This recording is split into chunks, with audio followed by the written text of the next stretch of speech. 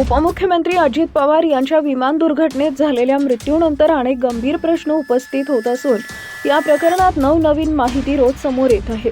या विमानामध्ये 5 जण होते की 6 जण असा सवालही उपस्थित केला जातोय। 6 जण होते तर 5च मृतदेह कसे सापडले असा सवालही विचारला जातोय।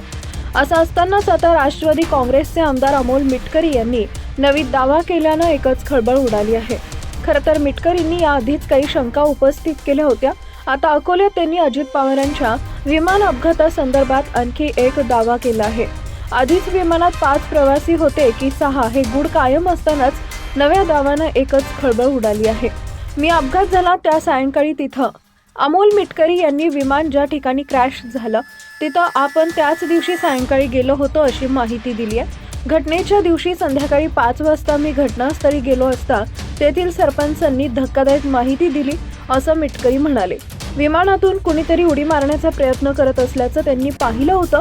त्या व्यक्तीला वाचवण्यासाठी आम्ही जात असतानाच अचानक स्फोट झाला आणि 5 जणांचा दुर्दैवी मृत्यू झाला असं सरपंचांनी सांगितलं असा दावा मिटकरी यांनी केला आहे। या विधानामुळे संपूर्ण प्रकरणाला नवं वळण मिळालंय। अजित पवार यांच्या मृत्यूचं गूढ महाराष्ट्रासमोर राहू नये याचा संपूर्ण उलगडा व्हावा यासाठी आपण जिवंत असेपर्यंत लढा देणार असल्याचा ठाम संकल्प अमोल मिटकरी यांनी यावेळी व्यक्त केलाय। अजित पवार यांचा घातपात झाला असेल तर त्याचा बदला घेणं ही त्यांच्यावर प्रेम करणाऱ्या प्रत्येकाची जबाबदारी असल्याचंही ते म्हणाले।